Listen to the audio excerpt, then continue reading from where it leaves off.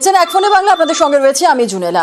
চা খাওয়াকে ঘিরে গন্ডগোল, হাওড়ার বাঁকড়ায় বচসার হাতাহাতি, দুই পাড়ার গন্ডগোলে চলল ইট বৃষ্টি। আমাদের সঙ্গে রয়েছেন আমাদের প্রতিনিধি দেবাশিসের কাছ থেকে একটু বিস্তারিত জানার চেষ্টা করবো। দেবাশিস, চা খাওয়াকে ঘিরে গন্ডগোল ঠিক কি ঘটেছিল একটু জানতে চাইবো। দেখো, অবশ্যই অভিযোগটা সেখানকার মানুষজনদের, মূলত বাঁকড়ার যে অঞ্চল, যে রশ্মিকল এবং পিয়াদাপাড়া। অভিযোগ যে রশ্মিকলের কিছু ছেলে তারা পিয়াদাপাড়া এলাকায় একটি চায়ের দোকানে যায়, সেখানে কিছু যুবকের সঙ্গে তাদের বচসা হয় এবং সেই বচসার পর যখন পিয়াদাপাড়ার রশ্মিকলের ছেলেরা তারা ফিরে আসে, অভিযোগ সেখানে পিয়াদাপাড়ার লোকেরা বহিরাগতদের এনে সেখানে ঝামেলা করে এবং তারপর শুরু হয় মারামারি। এই মারামারি হতে হতে একেবারে যুবক মানে একেবারে বাচ্চা ছেলেদের মধ্যে মারামারি, সেই মারামারি পৌঁছায় দুটি পাড়ার গোষ্ঠী কন্দলে। সেই কন্দলে ছড়া ইট বৃষ্টি, একাধিক ইট বৃষ্টি, বিভিন্ন বাড়ির ছাদ থেকে সেখানে ইট বৃষ্টি করা হয়। পুলিশ পৌঁছলে পুলিশকে কাজে বাধা দেওয়া হয়। এমনকি এরপর ঘটনাস্থলে বিশাল পুলিশ বাহিনী ও র্যাব পৌঁছায়। ঘটনায় 5 থেকে 6 জন ইতিমধ্যে দুপক্ষের আহত হয়েছে, তবে এখনো পর্যন্ত এই ঘটনায় কাউকে গ্রেফতার করতে পারেনি পুলিশ। বেশ কয়েকজনের নাম পাওয়া গেছে যারা এই ঘটনার সূত্রপাত করেছিল, তাদের করে তল্লাশি চালাচ্ছে। তবে এই মুহূর্তে পরিস্থিতি অনেকটাই স্বাভাবিক, সেখানে পুলিশ পিকেট ও র্যাব বাহিনী মোতায়েন করা হয়েছে। শুনেলা, ধন্যবাদ।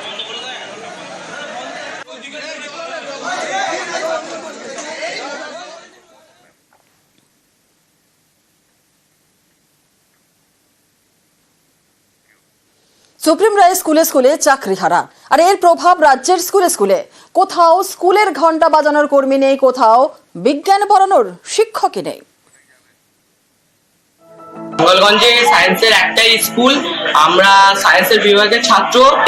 আমাদের যারা সায়েন্সের টিচার ছিল ওনারা চাকরি হারিয়েছেন, আমরা অসহায় হয়ে পড়েছি। এবার আমরা কি করব, কোথায় যাব? সুন্দরবনের হিঙ্গলগঞ্জ হাই স্কুল হিঙ্গলগঞ্জের একমাত্র স্কুল যেখানে সায়েন্স পড়ানো হয়। এই স্কুলের সায়েন্স বিভাগে 5 জন শিক্ষক ছিলেন। বৃহস্পতিবারের সুপ্রিম রায়ে এই 5 জনেরই চাকরি চলে গেছে। সায়েন্স পড়াবেন কে?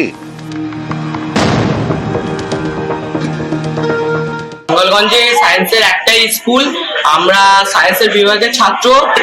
আমাদের যারা সায়েন্সের টিচার ছিল ওনারা চাকরি হারিয়েছেন, আমরা অসহায় হয়ে পড়েছি। এবার আমরা কি করব, কোথায় যাব?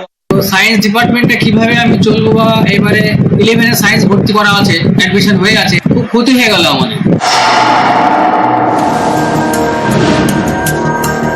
উত্তর 24 পরগনার বাদুড়িয়া, এখানে চাতরা নেতাজি বালিকা শিক্ষা নিকেতন।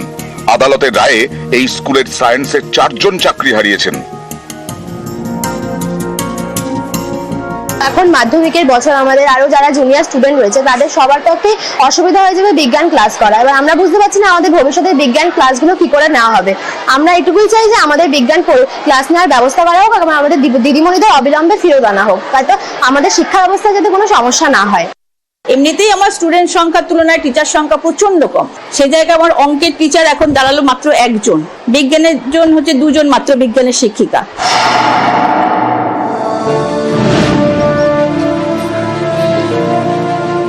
বাঁকুড়ার ইন্দাসে ছোট গোবিন্দপুর SN পাঁজা হাই স্কুল। সুপ্রিম রায়ে চাকরি গেছে এই স্কুলের প্রধান শিক্ষকের, চাকরি গেছে স্কুলের একমাত্র অশিক্ষক কর্মীরও।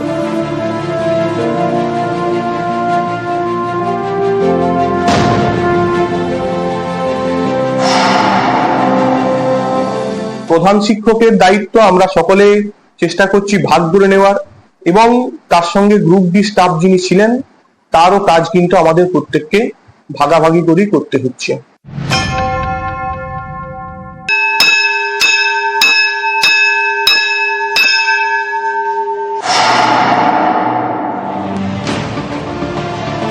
নদিয়ার কালীগঞ্জের মীরা হাই স্কুল, স্কুলের 38 জন শিক্ষকের মধ্যে 11 জনের চাকরি চলে গেছে। একই সঙ্গে চাকরিহারা স্কুলের 2 জন অশিক্ষক কর্মীও। প্রধান শিক্ষকের কথায় স্কুলে এসে ঘন্টা বাজিয়ে যাচ্ছেন অবসরপ্রাপ্ত কর্মী। ঘন্টা কখন দিতে হবে আমরা তো অভ্যস্ত ছিলাম না। তারপরে আমি এই ব্যাপারটা নিয়ে সবে রিটায়ার করেছেন এরকম ডি গ্রুপ ছিলেন কাছাকাছি, ওনাকে আমি বলি ব্যাপারটা, তাহলে উনি আমাদের ডাকে সাড়া দিলেন এবং স্বেচ্ছায় উনি আসছেন।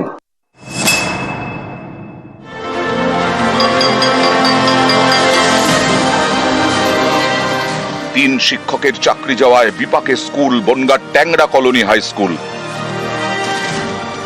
চাকরিহারা স্কুলের 2 অশিক্ষক কর্মীও। এই স্কুলে নেই কোনো অশিক্ষক কর্মী। আমাদের স্কুলে যে গ্রুপ সি কর্মী ছিলেন তার চাকরি চলে গেছে, যার জন্য আমাদের ক্লাসও নিতে হচ্ছে, সাথে সাথে স্কুলের আনুষঙ্গিক যে সমস্ত কাজ যেগুলো হয়তো স্কুলের ক্লার্ক সামলাতেন সেগুলো আমাদেরকেই ক্লাসের ফাঁকে ফাঁকে সেগুলোও করতে হচ্ছে। নিউজ 18 বাংলা। পার্থর ইচ্ছে কি ফের খুলছে? প্রশ্নটা উঠছে, কারণ কসবার ইচ্ছে অনুষ্ঠান বাড়ি সাফাই হচ্ছে। 2022 সালে পার্থ চট্টোপাধ্যায় গ্রেফতার হতেই বন্ধ হয়ে যায় ইচ্ছে। ফের এই অনুষ্ঠান বাড়িতে কর্মীদের আনাগোনায় বাড়ছে জল্পনা।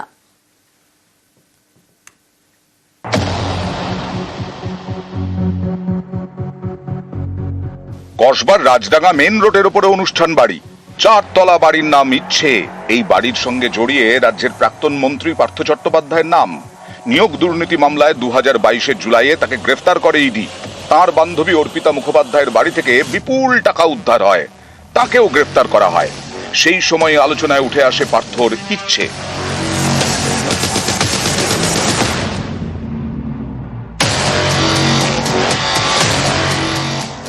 গত বৃহস্পতিবার এসএসসির প্রায় 26,000 চাকরি বাতিল করেছে সুপ্রিম কোর্ট। আবারও আলোচনায় উঠে এসেছে পার্থর ইচ্ছে। কসবার এই অনুষ্ঠান বাড়ির সংস্কার হচ্ছে।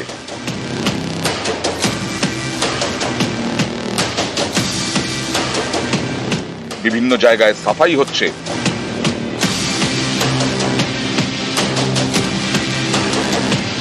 স্থানীয়দের দাবি কয়েক সপ্তাহ ধরে ইচ্ছে অনুষ্ঠান বাড়িতে সাফাইয়ের কাজ চলছে।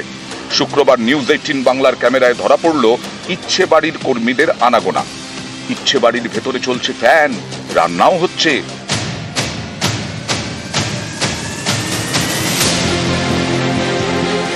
পার্থ অর্পিতা গ্রেফতার হওয়ার পর বন্ধ হয় কসবার ইচ্ছে অনুষ্ঠান বাড়ি। পার্থর ইচ্ছে কি ফের খুলছে? কর্মীদের আনাগোনার ছবি দেখে এই প্রশ্নটা উঠছে।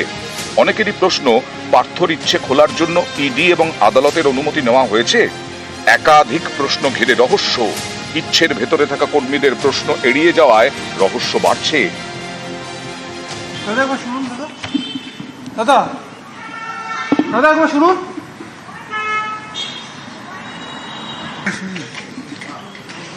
কিছু বলতে হবে আপনাকে কিছু বলতে হবে না। আপনি কবে থেকে আছেন এখানে দাদা? কাজ করেন? কি কাজ?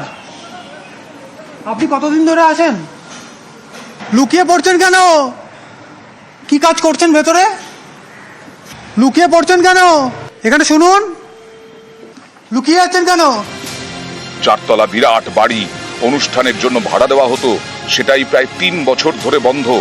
শনিবার ইচ্ছেতে গিয়ে দেখা গেল একজন নিরাপত্তা রক্ষী, তিনি আবার ক্যামেরা দেখে লুকিয়ে পড়লেন। তার বসার জায়গার সামনে শুক্রবার একটি বাইক ছিল, শনিবার দেখা গেল সেই বাইক বদলে গেছে। এখানে যে বাইকটি রাখা ছিল শুক্রবার, সেই বাইকের বদল হয়ে গিয়েছে, আজকে অন্য একটি বাইক। তাহলে কি প্রতিদিনই লোকজনের আনাগোনা হচ্ছে ইচ্ছে অনুষ্ঠান বাড়িতে? ইচ্ছে অনুষ্ঠান বাড়ি কি আবারও খুলতে চলেছে? ক্যামেরায় গোপালের সঙ্গে অমিত, নিউজ 18 বাংলা, কলকাতা।